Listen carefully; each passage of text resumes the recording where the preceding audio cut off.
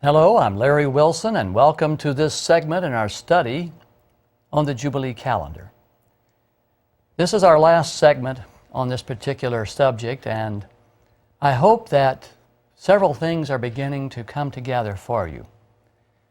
The Jubilee calendar is not a simple study. God is not simple. God is infinite, and His ways are huge. And it takes some time, and it takes some effort, and it takes some endeavor to begin to grasp all that God has done. And that, of course, that will take us an eternity to do. In the meantime, God wants us to understand certain prophetic things. That's why He's given us the books of Daniel and Revelation. Many Christians say, "Oh, I don't need to know all about that. All that matters is that I'm saved." And I respond by saying, don't you want to know?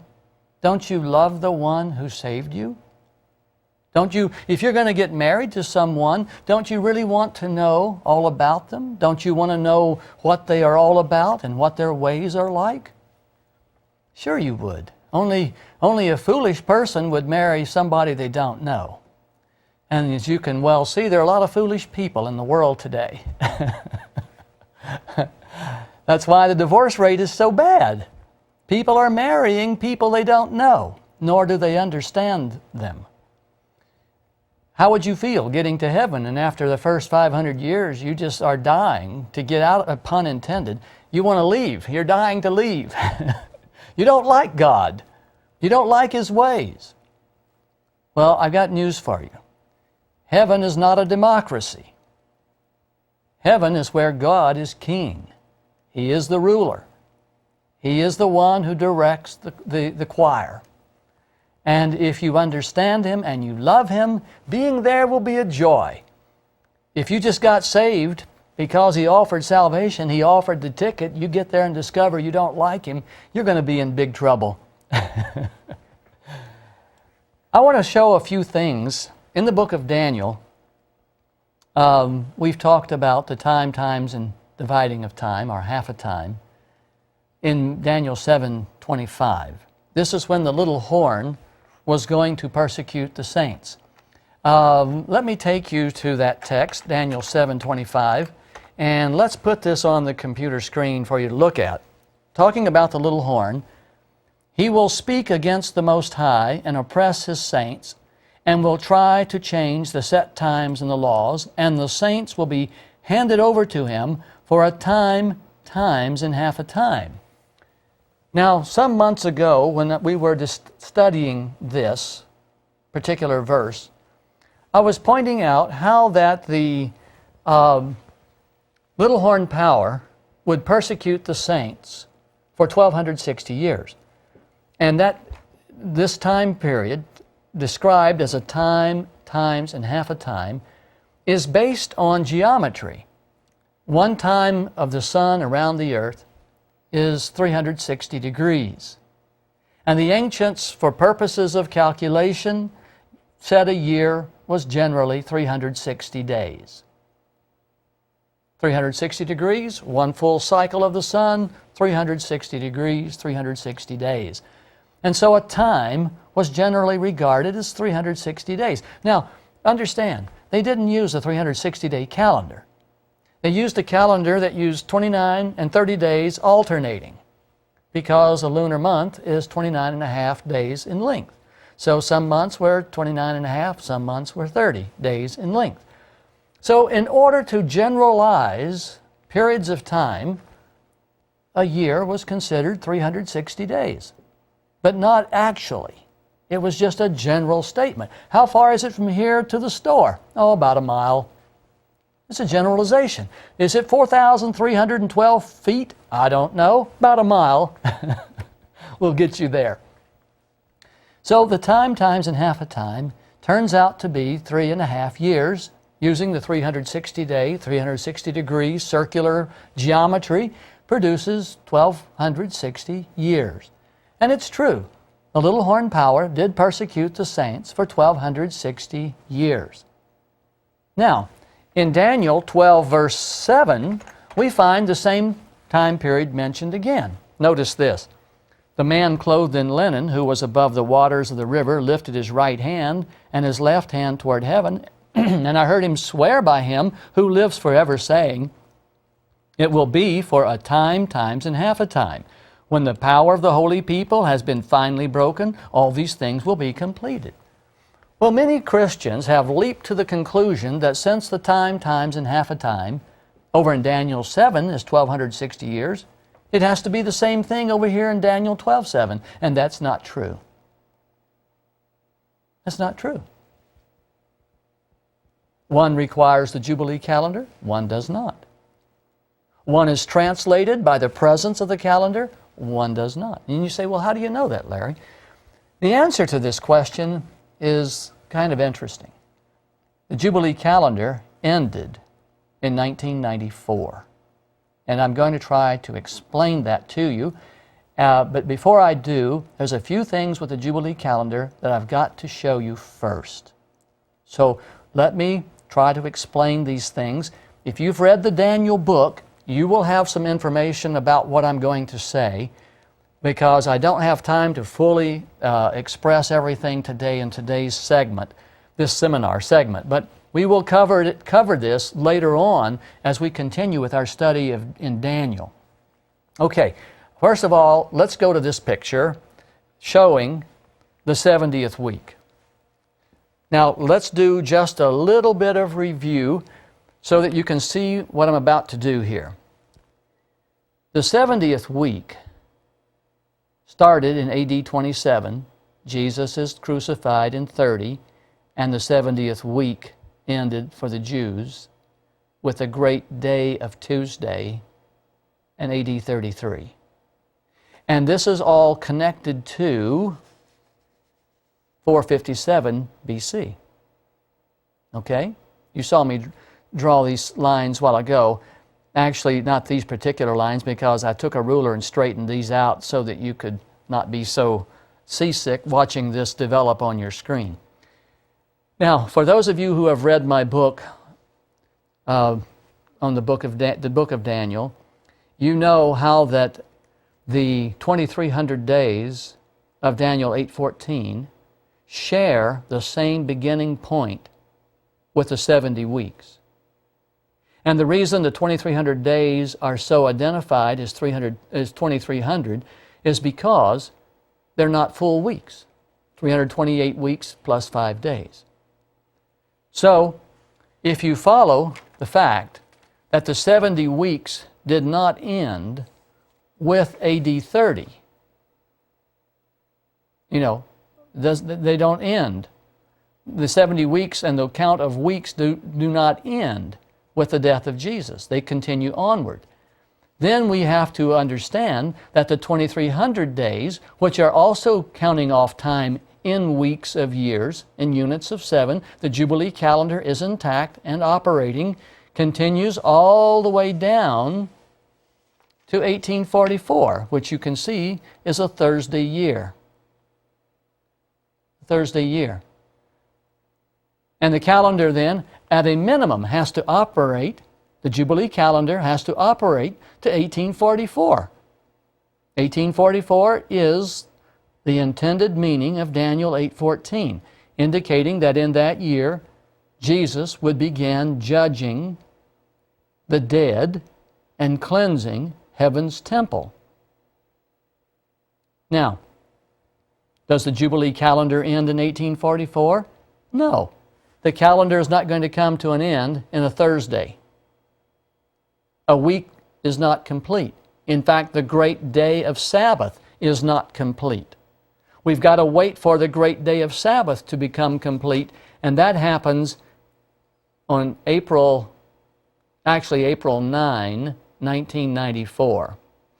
The Jubilee calendar ended on April 10 was beginning. That's what that intends to say there. The Jubilee calendar ended with April 9, and as April 10 was beginning in 1994. And you say, well, why did it end there?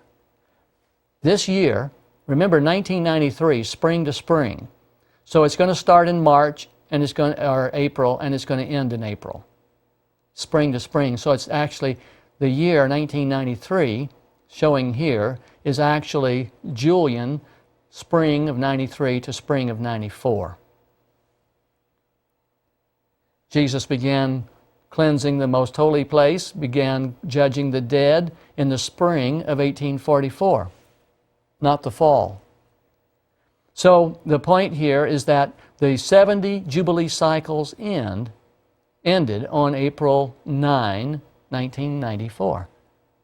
Now, let me show you a couple of things that will help you maybe help you understand this a little better. The time, times, and half a time which the little horn power was going to persecute the saints began in 538, which is a Sunday year. Okay? Sunday year.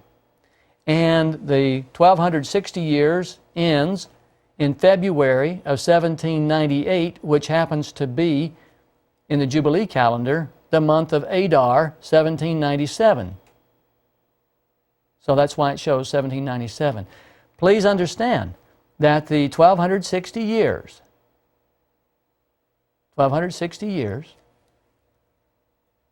is exactly 180 weeks. Exactly 180 weeks. So the persecution of the saints began in a Sunday year, and the little horn power, was broken in the sabbatical year of 1797, and the Protestants were set free. So that the Jubilee year of 1798, Protestantism was set free. Well, notice the parallel. Go back here to Daniel. In the Sabbath year of AD 33, the Jews, the probationary time ended for the Jews, and the Christian trusteeship of the gospel began. And so God gave to Christians the next 36, if you will, 36 Jubilee cycles, and then to Protestants, He has given 4. 1, 2, 3, 4. Now, what does all of this mean? It means to me that when Adam and Eve sinned, the countdown started for 6,000 years. As best I can tell, it looks to me at this time that Adam and Eve were in the garden 40 years before they sinned. 40 is an interesting number. It rained 40 days and 40 nights, when Noah was in the ark. Israel wandered around in the wilderness 40 years, a day for a year, of their investigating the land of Canaan. Jesus fasted 40 days and nights. Moses fasted 40 days and nights. I suspect that Adam and Eve were in the garden 40 years before they sinned, and this would put, possibly, if my count is right, and it's, of course, it could be wrong, Adam and Eve may have sinned in the year 3992 BC. If that is the case, let's say that is the case, just for academic purposes here, that means that the 6,000th year would be the year 2008. Now, will it be 2008? I can't say for sure. I can only say it looks that way to me at this point in time. What I'm leading up to is that I believe that the 7 angels who stand before God were given the 7 trumpets when God's patience with earth ran out. I believe they came to earth to harm the earth, but they were told to wait. And we have been in the delay since 1994 while the 144,000, until the 144,000 are sealed. Will the sealing of the 144,000 happen this year? Possibly. Possibly it will. Will the Great Tribulation begin this year? Possibly. I don't know for sure. I can't say for sure. All I can say is that it looks very interesting to me The synchrony of all of these pieces is very fascinating. The end result is that we have 6,000 years when you start with Adam and Eve sinning, 3992 BC, and the 6,000 year being 2008. Now, it is my, I guess, for lack of a better word, it's my anticipation that we are living very close to the close of Earth's history. I believe it's very close at hand. Let me show you one more thing as we continue with our study. Let me just reiterate one little point here.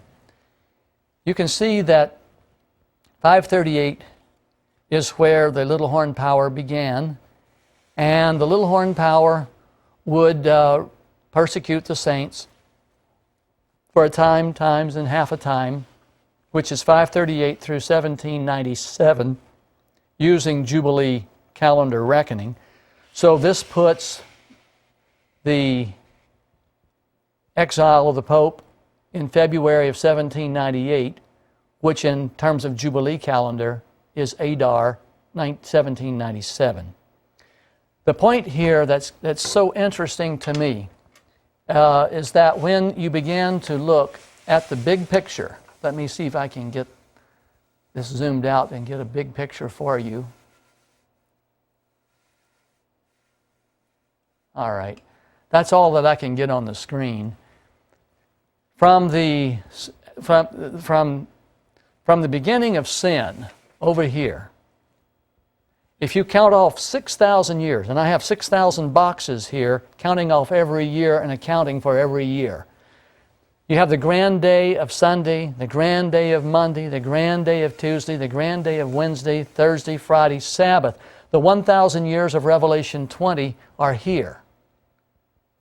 And so what I find is this, is that the Great Week of 3,430 years, the Great Week up here, the Great Week, when it is inserted into the Grand Week, that's the blue space inside the 7,000 year calendar. We're looking at a 7,000 year calendar. When you put all of this together, you end up with only needing a short amount of time to synchronize the Great Week with the Grand Week. You've got to terminate the Jubilee calendar so that some prophetic time periods which remain to be fulfilled. And this is where the 1,335 days of Daniel 12:12 will occur. If if Jesus were to come in April, let's say, of 2008, as we begin a new year in 2008, that would put the beginning of the Great Tribulation in August of 2004 if you backed up 1,335 days. Now, I'm not saying that it's absolutely for sure going to happen that way. Not at all. I'm just saying that as I look at God's calendars and God's precision timing, and everything He does is right on time. If you go back to Exodus 12:41, when the time came for the deliverance of the children of Israel from Egypt, it happened, the Bible says, to the very day, right on time. When I look at the death of Jesus and the way that He dies between those two calendars, God's calendar and the Babylonian calendar, and the events that all go together in AD 30 to nail it down so that there's no slippage either way, God's precision is stunning. Now, I've said all along that the Jubilee calendar ends in 1994. And here are 4 reasons why I believe that to be the case. The 2,300 days of Daniel 8:14 reach down to 1844, and they require the Jubilee calendar because the 70 weeks and the 2,300 days are using the same translation which the calendar provides. So the Jubilee calendar has to operate until 1844 at a minimum. You've got to get that far with it at a minimum.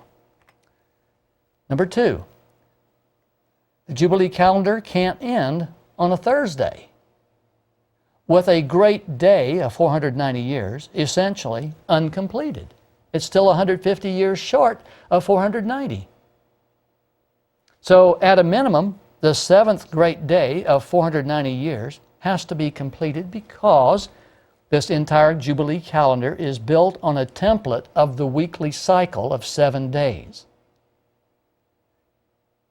We've got to complete the Jubilee calendar of 7 days. Every week has to be complete. We've seen that in the 70th week as well. Number three, if the calendar terminates in 1994 and translation is no longer necessary, now this is crucial, listen closely, then all 18 prophetic time periods in Daniel and Revelation will easily fit in their rightful places, which Rule 1 demands. In other words, when the day for a year translation ends, all Scripture, including the apocalyptic prophecies, flow together in one harmonious whole, and Rule 1 does not produce any conflict. You might remember that Rule 1 states that each prophecy has a beginning point in time, has an ending point in time, and the events must occur in the order in which they're given. Well, because some of the elements within each prophecy has some time associated with it, getting all those time periods to line up and fit in with each other is no small trick. There's got to be a scheme, there's got to be a rule, there's got to be a schematic that tells how this happens, and there is. Rule 4. Rule 4 simply says God determines how time is measured by the presence or the absence of the Jubilee calendar. This is why it has to end in 1994, at the end of 70. 70 is 7 tens. We find 7 days of 10 Jubilee cycles in the Great Week. We find 7 days of 10 centuries in the Grand Week, 7,000 years. In its entirety, this is point number 4. The Bible speaks of only 7,000 years. The 1,000 years of Revelation 20 have to be literal for the Grand Week to occur. Therefore, the Jubilee calendar has to terminate on or before the second coming. By terminating the Jubilee calendar at the end of 70 Jubilee cycles. Now, this is an interesting, a bit critical point too. Do you happen to remember why the Lord sent Nebuchadnezzar to put Israel into captivity? If you will go and look at 2 Chronicles 36:21, you'll discover that the reason was when Israel had violated 70 Sabbath years. 70 Sabbath years. Then God sent Nebuchadnezzar to take them into captivity so that the land would get its rest during the 70 years that they were in Babylon. The point here is that when 70 was reached, the limits of God's patience was reached. That's the point. And I'm saying that when 70 Jubilee cycles, God gave the Israel 30, He gave the Gentiles 40, and 70 altogether, God's patience, the limits of His patience were reached in 1994. And the 4 angels who stand before God were given the 7 trumpets, and they were sent to earth to harm it. And as they were about to harm the earth, in Revelation 7:1-4, they're told to wait until the sealing of the 144,000 has occurred. That's what we're waiting on. The moment to come, the time to arrive for the sealing of the 144,000. And when it does, the 4th seal will be broken open, God's judgments will be released, Great earthquake will happen, the trumpets will begin, and the great tribulation will start. We're in a short window of delay. So by terminating the Jubilee calendar at the end of 70 Jubilee cycles, we have a perfect place to position Revelation 8:2, and that's the verse that says, "And I saw 7 angels who stand before God, and to them were given 7 trumpets." In other words, God's patience with sin has ended. And the 7 angels have been given 7 trumpets. And God's wrath is overdue. And more importantly than all of this, there's a harmony that comes from the sum of all the parts when we find the Jubilee calendar terminating in 1994. 7 full days, each day representing 10 Jubilee cycles, the great week, 3,430 years from the Exodus to 1994, April 9, all wrapped up, all stuffed inside the grand week. We're waiting now for the arrival of the 6,000th year, which could be perhaps 2008. At the outside, it could be 2015. I don't know. It just looks that way to me. Because the 5th trumpet, when Satan physically appears, claiming and masquerading as God, claiming to be God, the 5th trumpet has 5 literal months in it. We know that the 5 months of the 5th trumpet will fit very nicely and very easily and without conflict within the 1,335 days of Daniel 12:12. And this is the thing that I think is so important. Look at this verse in Daniel 12:12. Blessed is the one who waits for and reaches the end of the 1,335 days.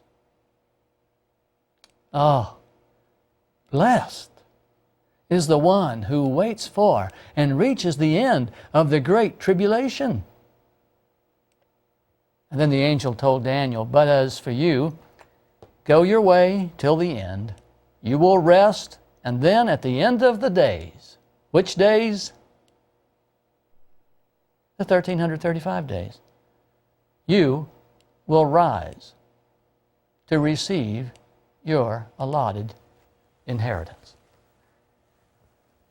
Well, dear friends, if you have endured this presentation, I hope the Jubilee calendar now makes some sense to you, why it's important, how it fits together. You probably need to review this 4-segment series of March, April, May, and June. The broadcasts for these 4 months, you need to go through them 2 or 3 times until the Jubilee calendar begins to make a lot of sense to you. And in fact, get out some paper and pencil and draw your own. Put the dates down. Make it up, do all the homework, make it fit. And then you will begin to marvel too, that with God, timing is everything. May God bless you, is my prayer.